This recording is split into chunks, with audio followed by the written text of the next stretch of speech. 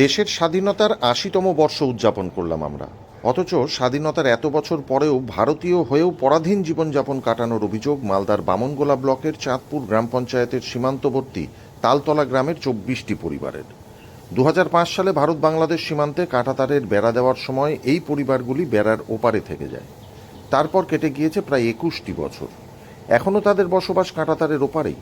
গ্রামবাসীদের দাবি, তারা ভারতীয় পরিচয়পত্র থাকা সত্ত্বেও কার্যত জেলের মতো জীবনযাপন করছেন। এইখানে কাঁটাতারের সমস্যা, আমরা পুরনো বসতি চাই মুখ্যমন্ত্রীর কাছে। তাই আমাদের এখানে যাইতে আসতে খুব অসুবিধা। আধার কার্ড নিয়ে যেয়ে দাঁড়ায় থাকা লাগে 1 ঘন্টা দাঁড়ায় থাকা লাগে, তারপর এন্ট্রি করে আবার একটা ট্যাপে করে। অনেক কষ্টে আছি আমরা এখানে। একটা ব্যবস্থা করে দিলে আমরা ভালো হতো আমাদের। আমাদের এখানে কাঁটাতার পড়ে গেছে। আমাদের বাংলাদেশে যে ভারতে, আমরা এখানে থাকি নদী মাঝখানে, আমরা এপার আর ওপার।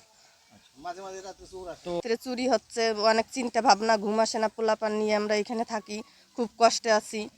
তোমরা কি চাচ্ছ?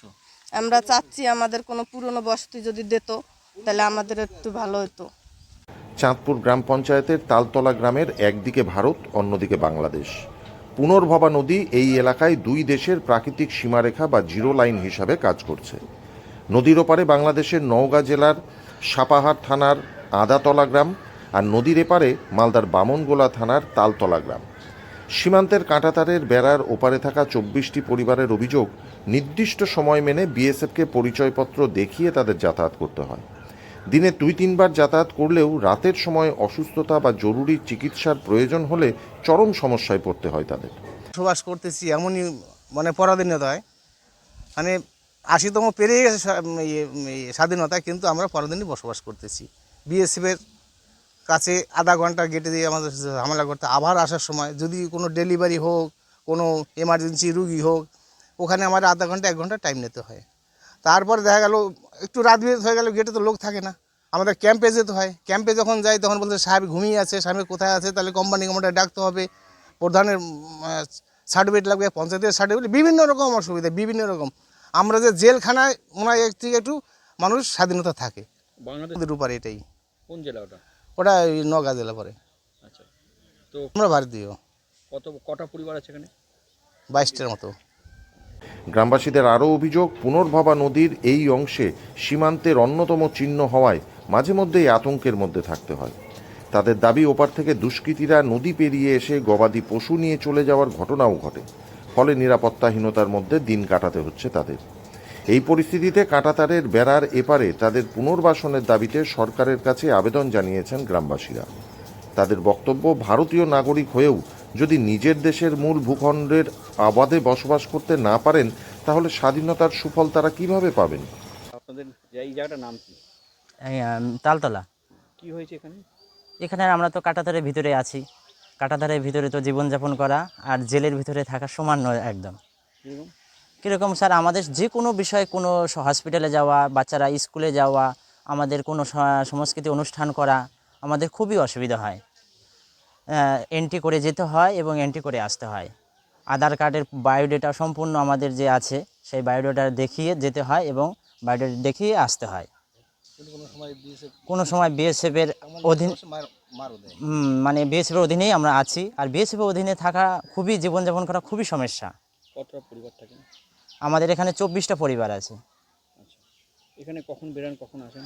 আমরা সকাল 6টা থেকে সন্ধ্যা 6টা অবধি যাতায়াত করতে পারি। তারপরেও আমাদের একটা সময়সীমা বেঁধে দিয়েছে, যেরকম সকালবেলা 8টার সময় খুলে 11টার সময় বন্ধ করে দেয়, আবার 3টার সময় খুলে আবার 6টার সময় বন্ধ করে দেয়। এই সমস্যা এটা স্যার গেট হওয়া পর্যন্ত 2005 সাল থেকে যখন আমাদের এই ফেন্সিং হয়েছে, কাঁটাতার হয়েছে, এই ফেন্সিং দিয়ে হওয়ার পরে আমরা এইভাবে জীবনযাপন করছি। 21 বছর আমাদের জীবন জেলে কাটিয়েছি। তাদের সমস্যার কথা ভেবে তালতলা গ্রামে গিয়ে স্থানীয় বাসিন্দাদের সঙ্গে দেখা করেন রাজ্যের সেচ ও আদিবাসী উন্নয়ন দপ্তরের প্রতিমন্ত্রী তথা এলাকার বিধায়ক জুয়েল মুর্মু। গ্রামবাসীদের সঙ্গে কথা বলে তাদের সমস্যার কথা শোনেন। তার সঙ্গে ছিলেন গ্রাম পঞ্চায়েতের প্রতিনিধি এবং 88 নম্বরের তালতলা বিওপির বিএসএফ আধিকারিকরা। মধ্যে থাকাকালীনও যে পরাধীনের মতন তারা যে বুঝতে পারছে যে আমাদেরকে অর্ডার ছাড়া, আমাদের সেখানে যে পারমিশন ছাড়া আমরা যেতে পারি না, কিন্তু এই যে তাদের যে প্রতি মুহূর্তে যে 20 মিনিট বা 30 মিনিট তাদের যে সময়টা নষ্ট হয় যে এন্ট্রি করার সময়, তারা ওটাই ভাবছে যে আমরা এখান থেকে আমাদেরকে আপনারা ভালো জায়গায় নিয়ে গিয়ে রাখেন। তাদের যে দাবি, আমরা এরকম অনেক কষ্ট ভোগ করলাম, ভারত স্বাধীন হওয়ার পর থেকে তো ছিলাম, চুরি ডাকাতি সব কিছু হতো, কিন্তু সেখানেও আমাদের যে ভারতের মধ্যে থাকার পরেও আমাদের সমস্যা আছে। সেখানে আপনাদের কাছে আমরা দাবি জানাচ্ছি যে আমাদেরকেও ভালো জায়গায় রাখার জন্য চেষ্টা করছি, কিন্তু আবেদন করছে, আমরাও চেষ্টা করব তাদেরকে এই পারে নিয়ে এসে তাদের ভালো সুন্দর জায়গা, তাদের 24টা বাড়ি যাতে আমরা নিয়ে আসতে পারি।